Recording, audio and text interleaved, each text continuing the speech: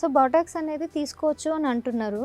కానీ 20 ఇయర్స్ నుంచే చాలామంది తీసుకోవడం స్టార్ట్ చేశారు. Is it really good for them?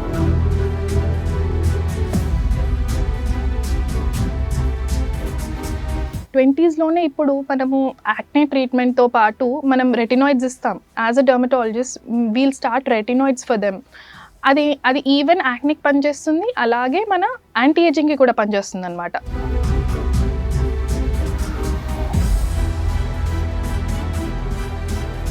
Air transplant గురించి ఇందాక చెప్పినట్టుగా కొంతమంది డాక్టర్స్ తెలియక ఎలాంటి ట్రీట్మెంట్స్ చేస్తారో తెలియదు కానీ చాలామంది చనిపోయిన న్యూసెస్ మనం చూస్తూ ఉన్నాము. సో ఏంటంటే హెయిర్ ట్రాన్స్‌ప్లాంట్ అనేది అంత ప్రమాదకరం అంటారా?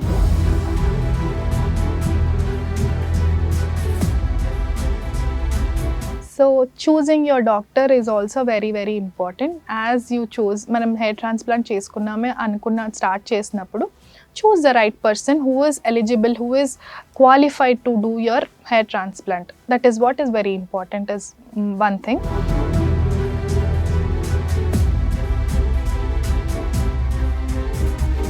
సో ఈ వింటర్ సీజన్లో హెయిర్కి స్కిన్కి ఎట్లాంటి ట్రీట్మెంట్స్ తీసుకోవాలి, మనం ఇంట్లో ఎలాంటి జాగ్రత్తలు తీసుకోవాలి?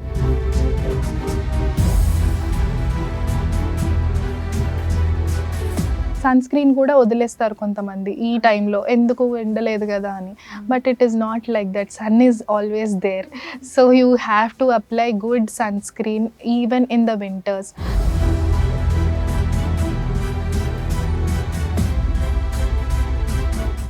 నమస్కారం. ప్రస్తుతం మనతో పాటు ఉన్నారు లేయర్ స్కిన్ క్లినిక్ నుంచి doctor Swati, medical director.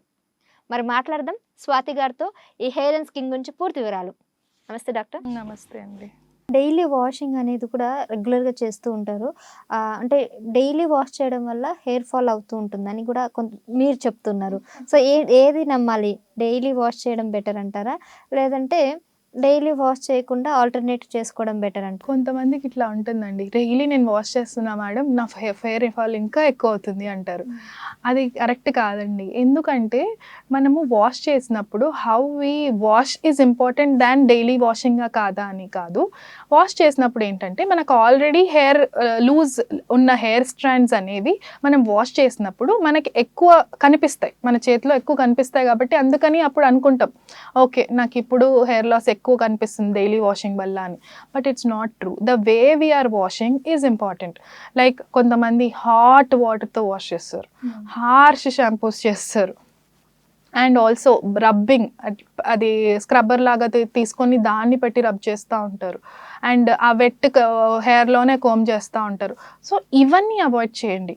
Luke warm water వాడండి, మైల్డ్ షాంపూ వాడండి, అండ్ ఆల్టర్నేట్ డే షాంపూయింగ్ చేసుకోండి. సో ఇలాంటివన్నీ చేంజెస్ చేసుకుంటే ఏంటంటే మనకు అంత హెయిర్ ఫాల్ కనిపించదు. Normal day per day 50 to 100 strands is normal for any given person here. So ఆ స్ట్రాండ్సే మనకు లూజ్ స్ట్రాండ్స్ వచ్చేస్తాయి. కాబట్టి అందరి ఫీలింగ్ ఏంటంటే ఓకే నేను పెట్టున్నప్పుడు ఇట్ ఈస్ ఈజీ ఫర్ ప్లకబుల్ కదా, సో అది కనిపిస్తుంది అంతే. It's not that daily hair wash చేస్తే మనకు తగ్గిపోతుంది. ఇంకా చెప్పాలంటే డిఫరెంట్గా ఎప్పుడైతే మనకి హెయిర్ బిల్టప్ తగ్గుతుందో అప్పుడు ఇంకా బెటర్గా మన స్కాల్ప్ హెల్త్ లైక్ బెటర్ అవుతుంది, అండ్ ఆల్సో హెయిర్ గ్రోత్ కూడా ప్రాపర్గా అవుతుంది అనమాట. That is more better than not washing your hair for longer duration of time. ఇప్పుడు హెయిర్ ఇందాక మీరు చెప్పినట్టు ఎనీ ప్రోడక్ట్ మనకి హెయిర్ గ్రోత్కి కానీ యాంటీ హెయిర్ ఫాలింగ్కి లేదు అని అంటున్నారు. మరి న్యాచురల్గా షాంపూ కానీ న్యాచురల్గా హెయిర్ గ్రోత్ కావాలంటే మరి ఏం చేయమంటారు? న్యాచురల్గా హెయిర్ గ్రోత్ కావాలంటే హెల్దీ స్కాల్ప్ ఉండాలండి. That's is what good diet, good exercise, good food. So ఇవన్నీ, no smoking, no alcohol, bad habits ఉండకుండా, గుడ్ స్లీప్. సో ఇవన్నీ మనం చేస్తున్నప్పుడు న్యాచురల్గా హెయిర్ గ్రోత్ అవుతుంది. అలా కాకుండా మన సప్లిమెంట్స్ ఎలాగో ఇప్పుడు హెయిర్ గుడ్ హెయిర్ కావాలి అంటే supplements, most of the people are going for supplements also.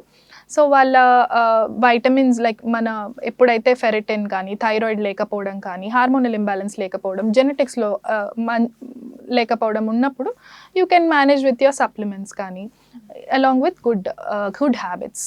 అంతేగాని అంటే ఇప్పుడు కొన్ని ప్రొడక్ట్స్ ఏవైతే వస్తున్నాయి మార్కెట్లో, బయోటిన్స్ కానీ అవన్నీ, సో ఇవన్నీ కూడా హెయిర్ గ్రోత్కి యూజ్ అవ్వమంటారు? అంటే I don't want to mention products names. So అలా వచ్చే మార్కెట్లో వచ్చే ప్రొడక్ట్స్ ఏవైతే ఉన్నాయో అవి హెయిర్ గ్రోత్కి అసలు యూస్ కావంటారా? అస్సలు కావని చెప్పనండి, but these are all supplements which are additives. నార్మల్గా మనం హెయిర్ గ్రోత్కి ఇచ్చే medicines like we can say minoxidil కానీ, we usually go for oral supplements like finasteride కానీ, డిటస్టరైడ్ కానీ, ఇవన్నీ ఏంటంటే మనకి మేల్ ప్యాటర్న్ బాల్డ్నెస్లో యూజ్ చేసే మెడికేషన్స్ అనమాట. సో ఆ male or female whatever is the pattern, కొంతమందికి మిత్ ఉంది, లైక్ మేల్స్లో ఏంటంటే నాకు హార్మోన్ టాబ్లెట్స్ ఇచ్చేసారు, నాకు సైడ్ ఎఫెక్ట్స్ వచ్చేస్తాయి. అదే ఈ మినాక్సిడైల్ కానీ ఫినాస్టరైడ్ యూస్ చేస్తే పురుషులలో ఎక్కువగా సైడ్ ఎఫెక్ట్స్ వస్తాయి, వాళ్ళ ప్రాణం మీద కూడా వచ్చేస్తుంది అన్నట్టు కూడా కొంతమంది కంప్లైంట్స్ ఇచ్చారు. అది నిజమేనా?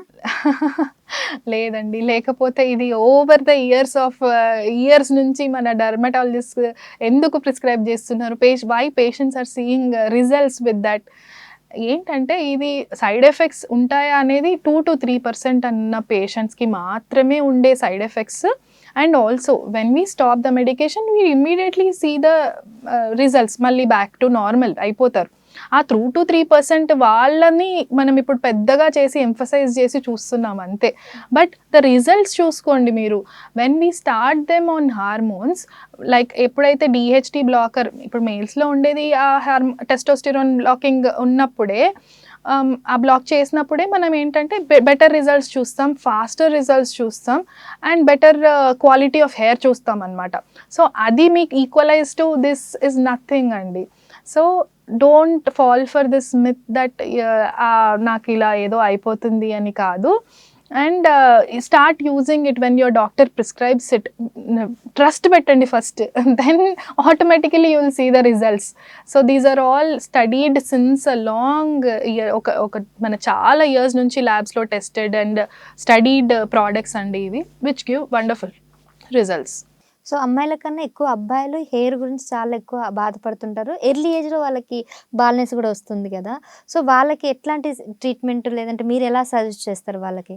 యా, సో మేమేంటంటే ఇప్పుడు మన 20sలోనే మొత్తం బాల్డ్ అయిపోతున్నారండి. సో వాళ్ళు ఏం చేస్తున్నారంటే, ఓకే మేము ఆయిల్స్ వాడుతున్నాము, ఇదేదో యూట్యూబ్లో వచ్చినది వాడేస్తున్నాము, సో మనకి హెయిర్ లాస్ ఉండదు, మనకు బట్టతల రాదు మన ఫ్యామిలీలో ఉన్నా అనుకుంటారు. But it is not like that. When you have family history, genetics ఉంది మీకు అని మీకు తెలిసినప్పుడు, please come and take the treatment as soon as possible.